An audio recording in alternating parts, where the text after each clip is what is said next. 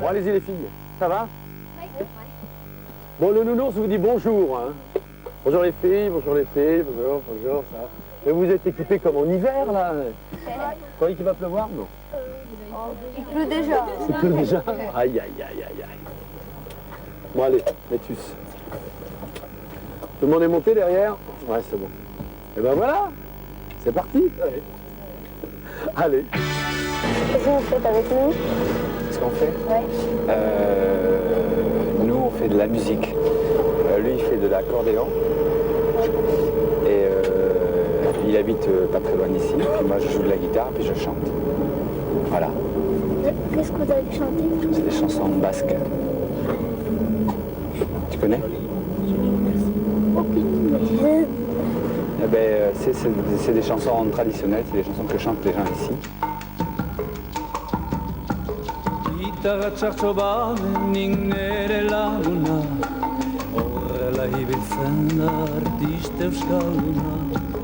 Egun batian pobre, bestietan jauna.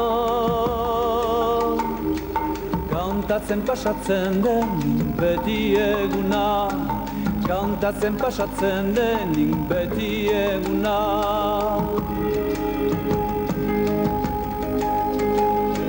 Naiz den Italia oro bat jantzia, bietan bilatu den bila malezia. Gorritzen badet ere nik mundu guztia. Maitaturen det beti euskaldun herria, maitaturen det beti euskaldun herria. Jaunak emaiten baden eri osasuna, orainik izango dut ondregai bat. Et je suis monté en courant, moi. Ah non, non, c'est pas vrai, c'est pas vrai. Arrête. Du bas de la côte en courant. Ça grimpe, hein? Ouais. Et alors, on va tout là-haut, là-haut, là-haut. Non, non. On est arrivé, on est arrivé. Ouais. Bon, alors, il y a un monsieur là. Bonjour. Il y en a un autre là. Salut. Je m'appelle Jacques Ouais. Qu'est-ce qu'il fait? et Bernard Beignat. Bonjour. Bonjour. Qu'est-ce qu'il fait cet homme-là, à votre avis? Il a des potiacs. Voilà. Et lui, Son métier? Et lui? C'est son assistance. Bon, c'est pareil. Lui aussi. voilà. Pourquoi est-ce qu'ils ont des robes différentes? C'est comme ça? C'est les mariages Ce différents? sont des robes qui font partie du standard. Il y a les robes pi, c'est-à-dire bicolores, Mhm. blanc noir ou blanc alezan ou blanc B. Oui. Et puis il y a la robe classique, B foncé ou B clair. Mais ça, c'est un grand sujet de conversation dans le pays. Les potiacs pi, pourquoi, etc. Ouais, bien sûr. Ce qu'on sait maintenant, c'est que dans les grottes préhistoriques du Pays Basque ici, il y a une grotte à Ekain. On a découvert 34 dessins de chevaux préhistoriques et il y en a 7 qui sont bicolores. Donc ce qu'on peut penser qu'il y a toujours eu des chevaux bicolores dans le potiac. Ce qui est déjà une preuve assez rassurante. Oui. Pourquoi ils sont petits? Ils sont petits pour des raisons très simples. C'est que comme ils vivent dans la montagne et que la montagne, l'herbe ici est peu nourrissante. Ils sont obligés de manger beaucoup pour avoir peu d'énergie. Alors qu'est-ce que ça fait? Ça fait qu'ils grossissent, d'abord ils ont des gros ventres. Et puis pour s'adapter au terroir, c'est-à-dire au climat, etc., ils sont petits. Si tu les descends en prairie, eh bien, ils grandissent beaucoup plus vite après. Ils prennent au moins 10 cm. Et ils sont élevés en liberté? Ceux-là, oui, mais c'est ce monsieur-là qui les baignate, qui les élève. Ils sont complètement en liberté, dans la montagne. Là, aujourd'hui, on les a regroupés pour que vous les voyez. Mais tout à l'heure, ils vont repartir aussi. Il y en a déjà là-haut. On en voit là. On en voit là-haut. Vous les voyez là? Là-haut, regardez. Ouais. Il y en a 3 ou 4 là. Oui. Regarde ceux-là. Là. Vous voyez comme ils sont pleins de poils? C'est tous ils ont tous deux couleurs ou plusieurs? Non, non. Plusieurs couleurs. Mais tu vois comme ils sont pleins de poils, ces Allez, gros ouais. poils, ça c'est la bourre d'hiver. C'est comme s'ils avaient un manteau. Quoi. Ah. Comme il fait froid quand Ça même. pousse rien en hiver? Et oui, et puis ça va tomber dans quelques jours, dans quelques semaines. Et ils vont devenir après tout beau et tout lisse. Quoi. D'où vient le nom Potiac? Ah, mais ça c'est un grand mystère. On pense que c'est un nom espagnol, potro, c'est le poulain en espagnol, qui est devenu potio, potro, potio et potioc. Voilà. Vous voulez pas qu'on s'approche un peu? On va regarder un peu. Hein? Demandez à ce monsieur là plein de choses sur l'élevage là, il connaît plein de trucs là, venez là, rentrez là. Allez. Mais avec quoi on les nourrit? Bon, on leur donne un peu de foin pour la nuit. Ça, c'est un apport nutritif. C'est-à-dire comme l'herbe n'est pas très nourrissante dans la montagne, on leur donne l'hiver un peu de foin. qu'il n'y a pas grand-chose à regarder par terre. Hein. Donc on leur donne du foin pour pas qu'ils souffrent. Quoi. Regardez comme ils sont costauds, vous voyez comme c'est solide. Ils sont très ronds, ils ont des encolures très fortes, ils ont des genoux aussi très, très solides. C'est vraiment des chevaux de montagne. C'est vraiment des petits chevaux de montagne. Ils sont adaptés à la montagne. Complètement adaptés. Ils sont adaptés à la montagne et adaptés à leur terroir. C'est-à-dire qu'ici, il fait froid, l'hiver, comme dans toutes les montagnes, il pleut un peu, etc. Donc ils sont adaptés à ça. Et on leur met des cloches. Vous entendez les jolies cloches là? Elles ont des beaux sons. Hein. On leur met des cloches parce que ça permet dans le brouillard, etc., de les retrouver. De les retrouver, surtout. Est-ce que c'est une vraie race? Oui, c'est une race. Alors, il y a deux choses. Là, c'est la question clé. Le potioc est un animal qui vient de la préhistoire. Hein, bon, et qui est resté dans le pays au moment des glaciations, après des glaciations, etc. Et qui s'est installé ici et qui s'est adapté à son terroir. Et son modèle, il a un modèle, si tu veux, physique, hein, tu vois, c'est cette forme puissante, etc. Il s'est adapté à son biotope, à l'herbe du pays, au climat du pays, etc. Bon. Et il s'est créé un modèle. Mais depuis, on a créé à partir de ça une race. Il y a 20 ans, il y a des gens qui sont réunis, des spécialistes, et qui ont défini des critères très précis, et qui ont créé la race potioc. Et maintenant, il y a un livre généalogique avec des parents qui correspondent à ce standard, et que les enfants nés de ces parents correspondent au standard aussi. Donc, on a créé la race potioc à partir de ça. Mais au départ, c'est un modèle de cheval qui a évolué dans le pays. Quoi. C'est typique au pays, il y en a juste ici ou... Il y a des potiocs en Pays Basque. Alors bien sûr qu'on en a vendu, et on en vend. Alors, il y en a à Brest, il y en a à Strasbourg, il y en a à Salis de Berne, il y en a partout. Il faut... Vous voulez qu'on avance un peu? On va les laisser, on va les voir partir doucement. Là. Venez.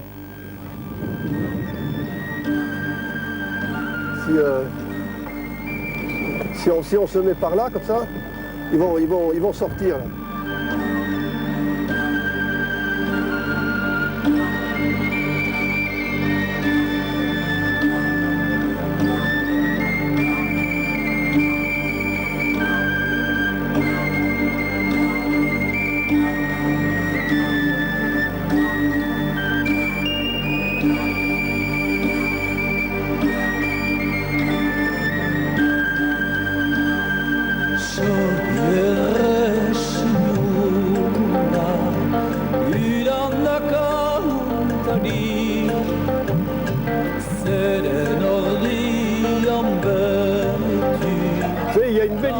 Sur les potiocs, dans les familles basques, quand un bébé naissait, on lui offrait un potioc, surtout quand c'était une fille.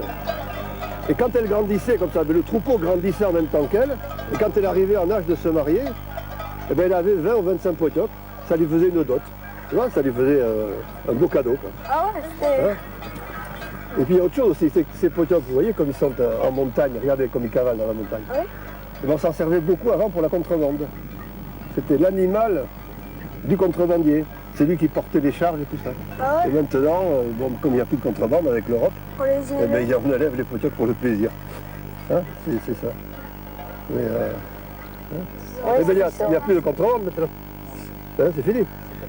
C'est terminé. Alors, voilà. Donc, L'Europe, c'est terminé. voilà. Donc les potiocs au chômage. Voilà. Oh, alors ça, c'est bête.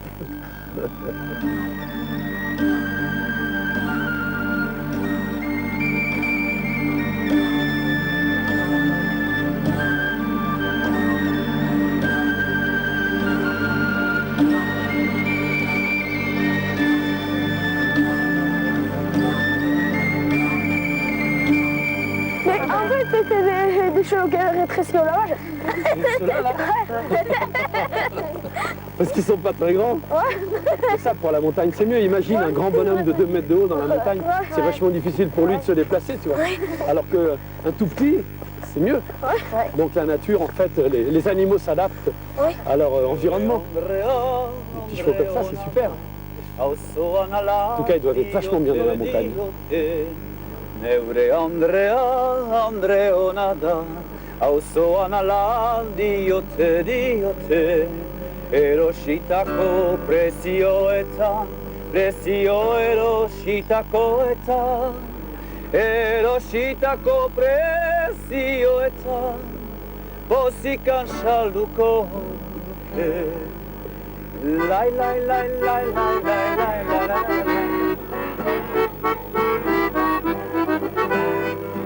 lai, lai, lai, lai, lai, lai, lai, lai, lai, Neure Andrean goiziekitzen da, erromerian denean, denean. Neure Andrean goiziekitzen da, erromerian denean, denean. Buruko miran egiten zaio, buruko miran. Buruko mina egiten zaio, lana manatzen zaio nei. Lai, lai, lai, lai, lai, lai, lai, la, la, la, la. Lai, lai, lai, lai, lai, lai, lai, la, la, la, la, la. Lai, lai, lai, lai, lai, lai, lai, la, la, la, la, la.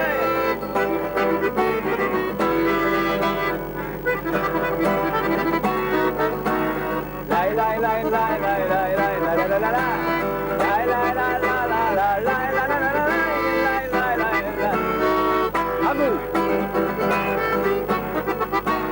Lai, lai, lai, lai, lai.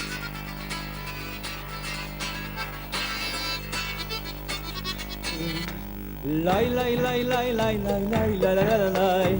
Lai, lai, lai, lai, lai, lai, lai, la, la, la, la, lai. Lai, la, la, lai, lai, lai, lai, la, la, la, la, lai. Lai, lai, lai, la, lai, lai, la, lai. Neure Andrean goiziekitzen da, erromerian denean, denean. Neure Andrean goiziekitzen da, erromerian denean, denean. Buruko mina. Marqué propriété privée. Oui, je sais pas si on a le droit d'y aller. Hein. Propriété privée, hein. C'est pas grave. On verra bien, on va pas se faire remarquer. Hein. Nous, on est est- privés. Ouais. Voilà, on n'est pas nombreux, ça va aller. Hein. Ah, il est beau, hein. C'était pas du tout celui-là. Mais t'as mis ce carton sur ta... Je vais voir où est la porte, hein, je reviens les mecs. Oui, on peut j'ai loué ça pour les vacances. On est 2-3.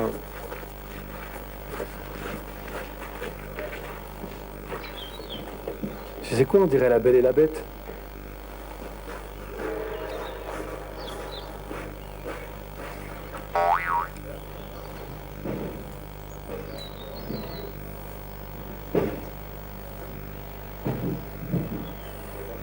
Est-il du monde, mon château?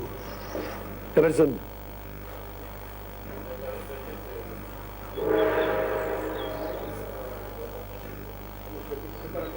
S'il y a quelqu'un.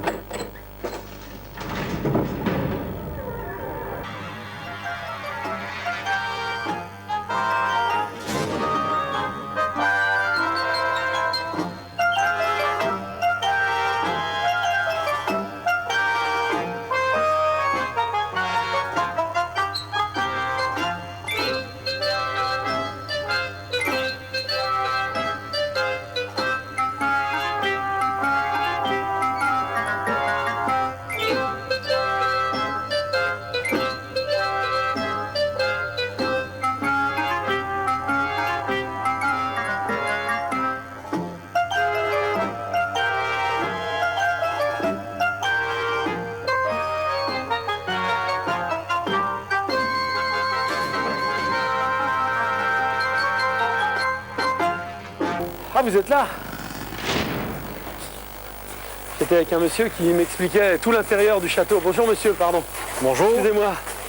Enchanté. Tiens, j'étais avec à l'intérieur. Vous avez la chance d'avoir J'ai failli pas ressortir. Hein. Ouais. C'est incroyable. Ouais, c'est très très chouette. Incroyable. Très très chouette. Mais c'est à la mesure un petit peu du personnage qui a construit le château. Qui a fait Ah oui, construire hein. le château.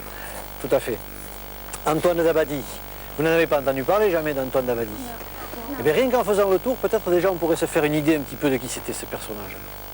Alors, il nous a marqué plein de choses. Venez, rapprochez-vous un petit peu. Il y a des choses, je suis sûr, il y a des phrases que vous n'arrivez pas à lire. Regardez, par exemple, juste au-dessus de la porte. Vous arrivez à lire ce qui est écrit? difficile, hein. C'est un caractère néo-gothique et en plus c'est du gaélique, la langue qu'on parle en Irlande, et qui nous souhaite ici à Abadia, et je vous le souhaite aussi, 100 000 bienvenus. Pas une fois, hein, 100 000. Voilà, et on retrouve le trèfle de l'Irlande. Donc on a à la fois les origines maternelles Anton Abadi irlandais qui sont signalées à l'entrée, et juste au-dessus Abadi, c'est-à-dire Abadia, pardon, le mot Abadi qui a été basquisé, son père était basque, il nous indique déjà sa double origine. Mais quand on regarde après, on peut regarder également au-dessus des trois fenêtres là, de la salle à manger. On voit alors là une écriture qu'on ne connaît pas du tout. Hein, c'est une écriture qui nous vient de fort loin, puisqu'Antoine d'Abadie était un voyageur qui a parcouru le monde. Il avait la chance de connaître plusieurs langues de tout petit, le français, l'anglais, le basque bien sûr, mais il a appris également d'autres langues, il a beaucoup voyagé, et là on en a un exemple. Alors si vous voulez, on va faire un petit peu le tour du domaine pour voir un petit peu où est-ce qu'il a pu voyager. Vous êtes d'accord? Allez.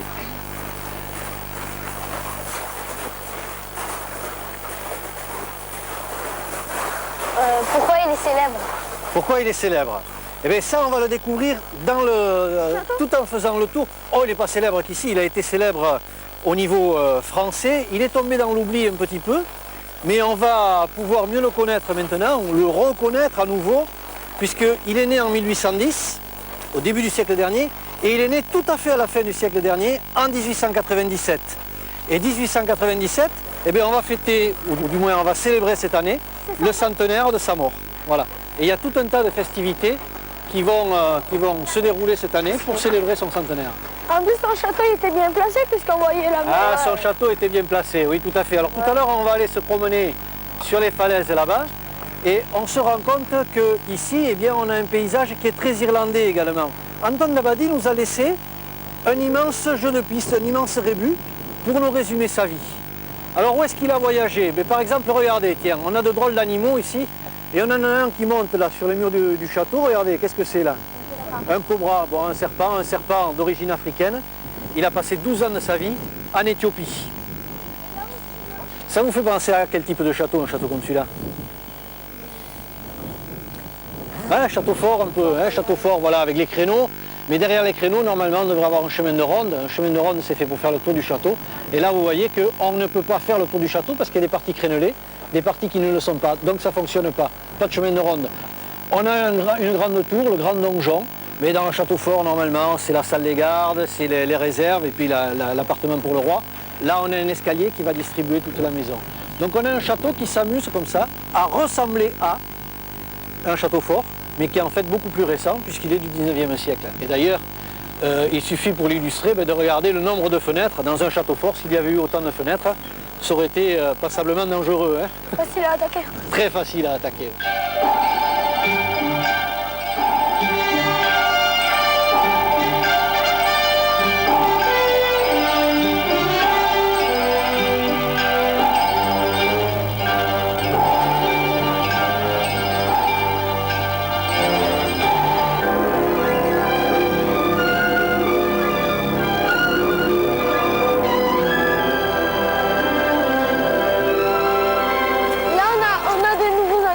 Voilà, alors là c'est tout à fait intéressant, ici on peut voir des choses tout à fait intéressantes. Un gorille, une tête d'éléphant. Une tête d'éléphant, et si tu regardes même au cou de l'éléphant, eh bien il y a un collier, c'est donc un éléphant domestiqué, hein, c'est les éléphants d'Afrique. Antoine d'Abadie, je vous l'ai dit, est parti en Éthiopie et il est parti là-bas pour cartographier ce pays. De l'endroit où vous êtes venu pour venir ici, vous auriez regardé une carte, vous auriez vu, vous êtes passé sur telle colline, à telle altitude, traversé telle rivière, etc., telle distance entre tel et tel point, ben, il a bien fallu que quelqu'un le fasse. Les mesures, ces choses-là. Et Antoine d'Abadie, il a passé 12 ans en Éthiopie pour ça, pour cartographier un grand secteur d'Éthiopie qui couvre à peu près 1 millier de kilomètres de long sur 300 de large. Donc c'est un travail colossal, avec des montagnes aussi hautes que nos Alpes, sur lesquelles il faut monter pour pouvoir faire des relevés d'altitude, des parties désertiques en bas, donc vous voyez une condition physique assez extraordinaire pour ce personnage. Mais qui était l'architecte qui a construit ce château? Célèbre l'architecte, Viollet-le-Duc. Alors ce qui est original, c'est que Viollet-le-Duc est un architecte très célèbre pour la restauration de châteaux du Moyen-Âge. Le grand château, la cité de Carcassonne, c'est plus qu'un château. Hein, voilà. Ça c'est Viollet-le-Duc. c'est aussi Notre-Dame de Paris, Viollet-le-Duc. En région bordelaise, c'est Roquetaillade, Pierrefonds en région parisienne. C'est un architecte qui a restauré comme ça beaucoup.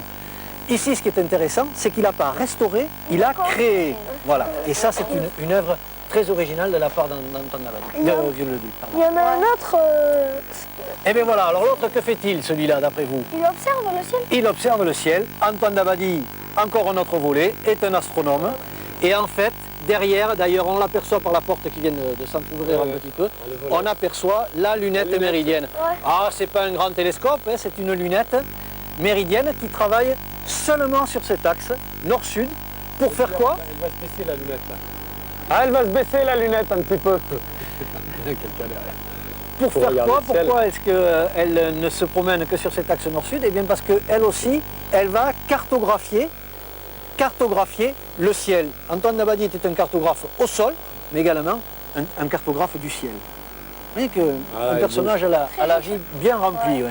Elle bouge et pour regarder le ciel avec cette lunette, tu es allongé par terre pratiquement, on pourra regarder quand même. Tu regardes dans la lunette comme ça, tu es allongé, tu regardes le ciel, hop, et les étoiles, tu les vois bouger, et au moment où elles passent, tac, devant un repère précis, on dit à telle heure, tel jour, elle est passée exactement à telle position. C'est un instrument de précision, de mesure, qui est fait pour positionner les étoiles de manière très précise. C'est un peu comme dans les bateaux pour positionner. Tout à fait, c'est un peu le même principe.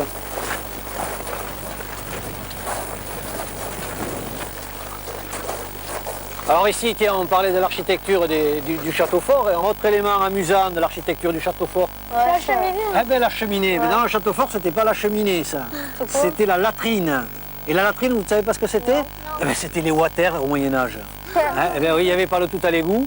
Et plutôt que les excréments restent à l'intérieur des remparts, à l'intérieur du château fort, on rejetait tout ça à l'extérieur. Voilà, donc les latrines qui sont devenues ici, à Abadia, un conduit de cheminée.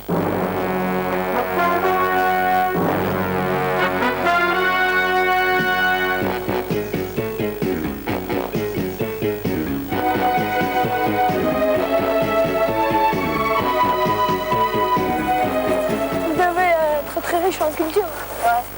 Oui, il a eu un certain nombre de réussites. Et d'ailleurs, la preuve, c'est qu'il est rentré dans une institution savante qui s'appelle l'Académie des sciences. L'Académie des sciences, d'abord, il est rentré comme membre correspondant. Puis il a été membre titulaire. Il siégeait au sein de l'Académie des sciences. Il a même été élu président de l'Académie des sciences. Voilà. Là, pour vous montrer un petit peu la richesse de ce personnage. Un personnage riche, d'une culture riche, un personnage qui est un savant, on peut le dire comme ça, mais un savant aussi qui se trompe. Les sources du Nil, il n'a pas réussi. Puis il y a une petite anecdote également. Alors il a voulu viser le sommet de cette montagne, aujourd'hui elle a mis son béret sur la tête, le sommet de cette montagne là-bas, qui s'appelle la Rune, à 900 mètres d'altitude. Et c'est intéressant parce que vu d'ici, la Rune nous paraît très pointue, donc on peut faire des visées très précises. Mais vous avez vu que l'observatoire était de l'autre côté. Donc vous savez qu'est-ce qu'il a fait? Eh bien, pour pouvoir voir le sommet de la Rune, il ne s'est pas embêté. Il a percé son château de part en part. Et d'ailleurs, on aperçoit le tout dernier trou dans le pilier. Hein, voilà. Et il a aligné, bien sûr, très précisément tous ces trous. Il a voulu voir à travers. Seulement, il y avait un autre phénomène qu'il ne connaissait pas, qui était pourtant connu à cette époque-là, le phénomène de la diffraction de la lumière. Et en fait, si vous regardez dans un tuyau très droit, mais long, à partir d'une certaine longueur, la lumière va se perdre dedans. Et vous verrez rien, du noir. Vous ne verrez que du noir. Voilà. Et Antoine Dabadie, c'est ce qui s'est passé là, il n'y a vu que du noir, il n'a rien vu. Alors sur l'avant-dernier trou, juste sous le porche,